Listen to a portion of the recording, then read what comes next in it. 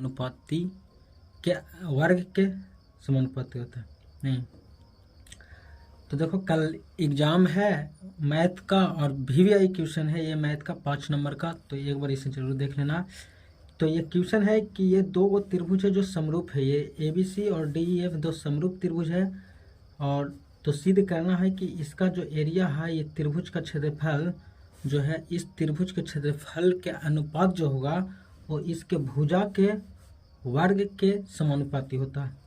तो ध्यान से देखना है यार, इसमें जो डॉट है क्लियर करते हैं, ठीक है। तो हमें सबसे पहले दिया है कुछ, तो दिया है कि त्रिभुज ABC समरूप है त्रिभुज DEF का, ठीक है। और सिद्ध करना है क्या, तो सिद्ध करना है कि एरिया ऑफ त्रिभुज ABC, अगर ABC का क्षेत्रफल निकालें और एरिया ऑफ त्रिभुज DEF का क्षेत्रफल का अनुपात लें तो इसके भुजा के वर्ग के समानुपाती होता है, माने AB के स्क्वायर बटा DE के स्क्वायर बराबर BC के स्क्वायर बटा EF के स्क्वायर बराबर AC के स्क्वायर बटा DF स्क्वायर। ये इसका भुजा के स्क्वायर के समानुपाती होता है वर्ग के, ठीक है। तो इसमें सबसे पहले रचना करते हैं, रचना।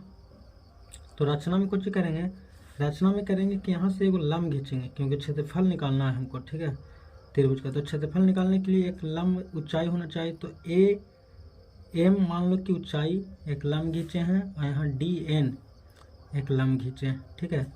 तो कुछ खींचे हैं तो AM लंब BC तथा DN लंब EF खींचा, ठीक है। तो ये तो बस सबको इतना पता होगा। मेन रूप से हम लोग को दिक्कत जो है प्रमाण में समझना और ध्यान से देखना, इसको है प्रमाण, इसको अच्छा से समझना है, ठीक है, कि आखिर इसको सिद्ध कैसे करेंगे। तो ध्यान देना है, तो हमको सिद्ध करना है इसके क्षेत्रफल का अनुपात जो होता है उसके भुजा के वर्ग के समानुपाती होता है, ठीक है। तो सबसे पहले देखो दिया है इसमें, चूंकि त्रिभुज ABC समरूप है त्रिभुज DEF का समरूप है, ठीक है।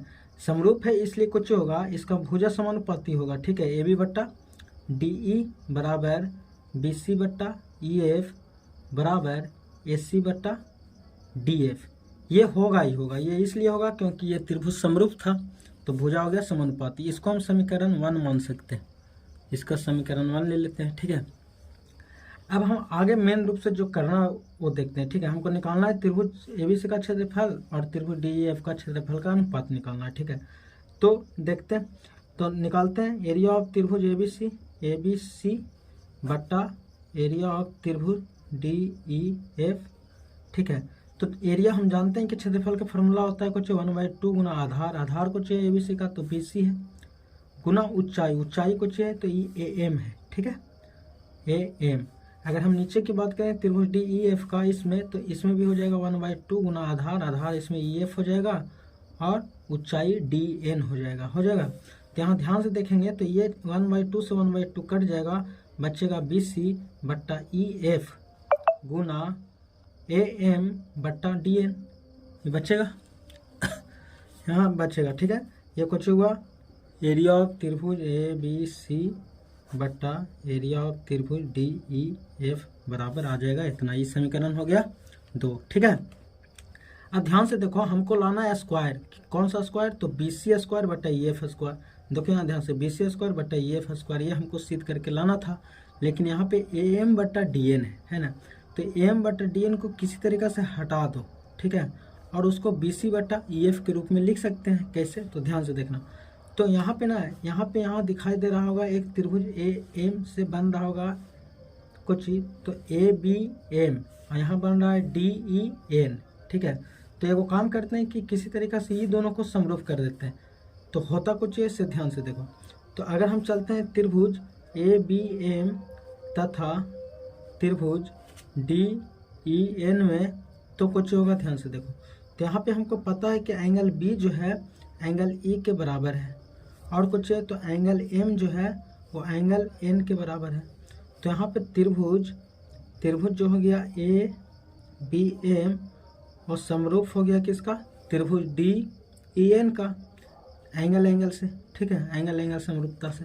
जब समरूप हो गया तो इसका भी भुजा समानुपाती होगा, मतलब इसका भी भुजा को हम लिख सकते हैं ए बी बटा डी ई बराबर ए एम बटा डी एन लिख सकते हैं ये लिखा जाएगा। अब देखो यहाँ पे ए एम बट्टा डी एन का मान आ गया ए बी बट्टा डी, यहाँ पर ए एम बट्टा डी एन यहाँ पर भी है। अगर ए एम बट्टा डी एन का मान यहाँ ले जाके रख देंगे तो ए बी बट्टा डी आवेगा, लेकिन हमको बी सी बट्टा ई एफ चाहिए था। तो ध्यान से देखो तो समीकरण वन में देखो तो ए बी बट्टा डी जो है वो बी सी बट्टा ई एफ के बराबर है।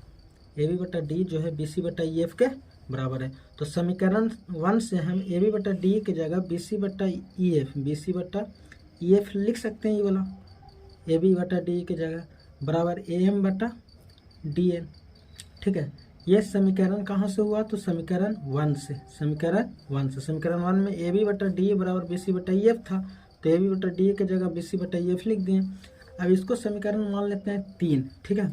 अब ध्यान से देखो तो ध्यान से पता चलेगा कि यहाँ समीकरण 1 ठीक है, यहाँ पे देखो समीकरण 2 और समीकरण 3 देखो।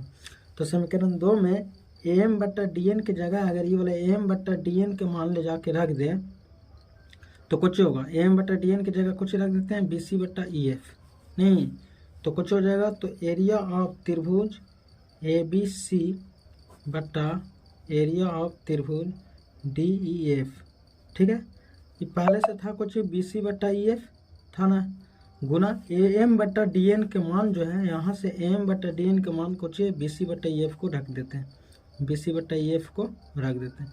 तो यहाँ से हो गया बी सी गुना बी सी स्क्वायर बट्टा ई एफ स्क्वायर हो गया।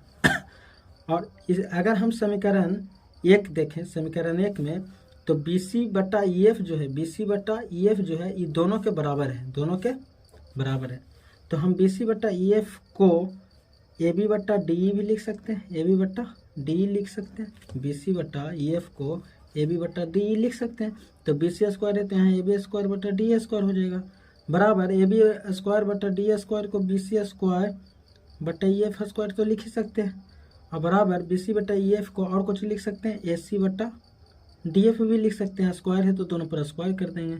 ये कहाँ से हुआ, समीकरण 1 से।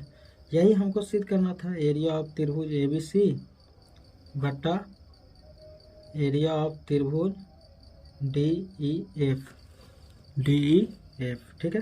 तो हमको सिद्ध करना था यही, और यही सिद्ध हो गया। कैसे हुआ तो ध्यान से देखो, मेन रूप से हम ये सिद्ध किए, ठीक है, बी सी स्क्वायर बट्टा ई एफ स्क्वायर। और बी सी बट्टा ई एफ अगर ध्यान से देखें समीकरण 1 में बी सी बट्टा ई एफ वो ए बी बट्टा डी के भी बराबर है और ए सी बट्टा डी एफ के भी बराबर है। तो बी सी बट्टा ई के जगह ए बी बट्टा डी भी लिख सकते हैं, ए सी बट्टा डी एफ भी लिख सकते हैं, और बी सी बट्टा ई एफ खुद था स्क्वायर है तो सभी पर स्क्वायर भी कर दिए। तो समीकरण 1 से कुछ हो गया, ये हो गया, यही हो गया, यही प्रूव्ड हो गया, ठीक है। तो ये 5 नंबर है, बहुत ही इंपॉर्टेंट है, कल आ सकता है, इसको अच्छा से देख ले। आई होप कि समझ में अच्छा से आ गया होगा। नहीं, बहुत सिंपल है, कुछ ही था।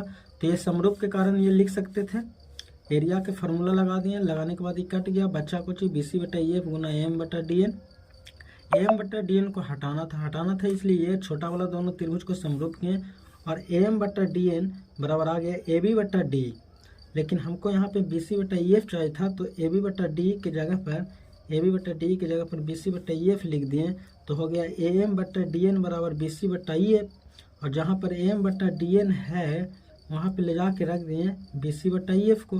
तो जैसे यहाँ पे रखेंगे बी सी बटा ई एफ तो B C square E F square हो जाएगा। अब बी सी बटा ई एफ के मान समीकरण 1 में देखें तो ए बी बटा डी है और ए सी बटा डी एफ है, तो मान खाली बैठा दिए, ठीक है। ए बी बटा डी, बी सी बटा ई एफ, ए सी बटा स्क्वायर प्रूव्ड हो गया। बहुत ही आसान है। I hope